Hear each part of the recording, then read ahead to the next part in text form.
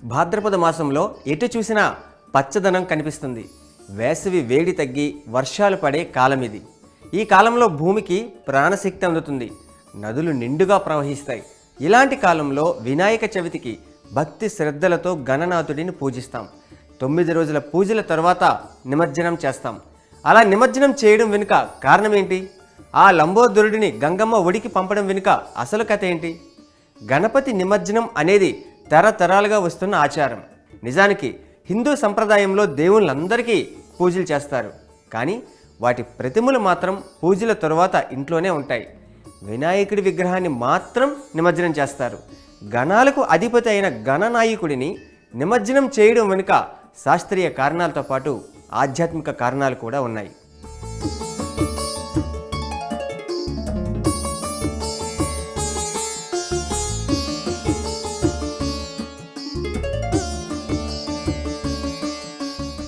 హిందూ సంప్రదాయంలో చేసుకునే పండగలన్నింటి వెనుక ఆధ్యాత్మిక కారణంతో పాటు శాస్త్రీయ కారణాలు కూడా ఉన్నాయి. అవి మనిషి జీవన విధానంతో ముడిపడి ఉంటాయి. గణేశుడి విగ్రహాన్ని తయారు చేయడానికి కొత్త మట్టిని ఉపయోగించాలని పెద్దలు చెప్తారు.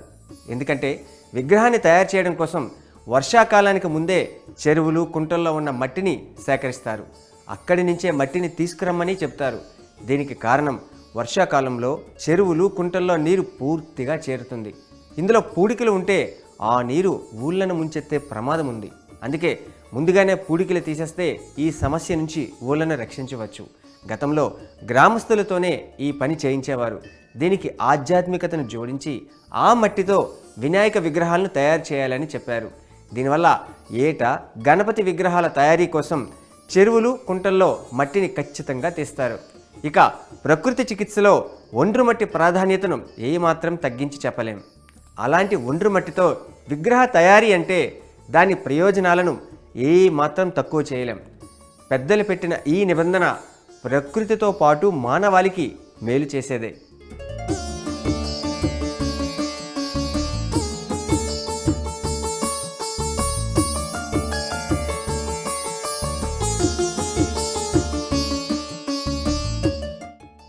విగ్రహారాధనలో 21 రకాల పత్రితో పూజ చేస్తారు. ఇది అనాదిగా వస్తున్న ఆచారం.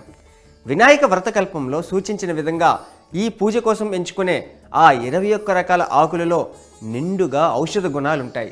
ఈ ఔషధ గుణాలు అక్కడుండే గాలిని పరిశుభ్రం చేస్తాయి అంటారు ప్రకృతి ప్రేమికులు. ఇవి అనారోగ్య సమస్యలను దూరం చేస్తాయి. బ్యాక్టీరియాతో పాటు వైరస్ల వల్ల కలిగే సమస్యలను ఇవి దూరం చేస్తాయి అంటారు. ఇక గణపయ్య నవరాత్రులు అంటే 9 రోజుల పాటు ఇలా లంబోదరుడిని పూజిస్తారు. అంటే ఒక రకంగా ఇది ప్రకృతి మేలు కోసం ఉద్దేశించిన ఒక కోర్సు లాంటిదే అంటారు. వైద్యులు ఏదైనా వ్యాధిని తగ్గించడానికి నిర్ణీత కాలం పాటు మందులు వాడమంటారు. అలాగే ఔషధ గుణాలున్న పత్రితో 9 రోజుల పాటు పూజను చేయడం వల్ల నేచర్ పరంగా ఆ ప్రాంతానికి మేలు జరుగుతుందట. ఆ ప్రాంతంలో గాలిని పీల్చిన వారికి వ్యాధి నిరోధక శక్తి పెరుగుతుంది అంటారు. పైగా ఈ కాలంలో వర్షాలు కురవడంతో జలాశయాలన్నీ నిండుగా ఉంటాయి. ఇలాంటి సమయంలో మట్టి విగ్రహాలను 21 రకాల పత్రిని నీటిలో కలపడం అంటే ఆ నీటిని పరిశుభ్రం చేయడమే.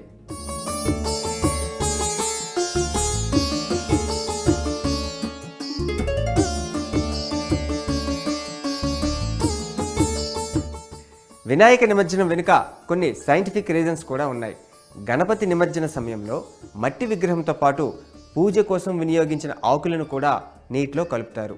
ఇలా నీటిలో ఆకులు కలిసిన దాదాపు 1 రోజు తర్వాత వాటిలోని ఔషధ గుణాలతో కూడిన ఆల్కలైడ్స్ ఆ నీళ్ళలోకి వెళ్తాయి. దీనివల్ల ఆ నీటిలోని ప్రమాదకరమైన బ్యాక్టీరియాకు ఇక చోటు ఉండదు. పైగా ఆక్సిజన్ లెవెల్స్ కూడా పెరుగుతాయి అంటున్నారు శాస్త్రవేత్తలు. వినాయక నిమజ్జనం వెనుక ఇలా పర్యావరణ హితమైన రహస్యం ఉందని చెప్పచ్చు.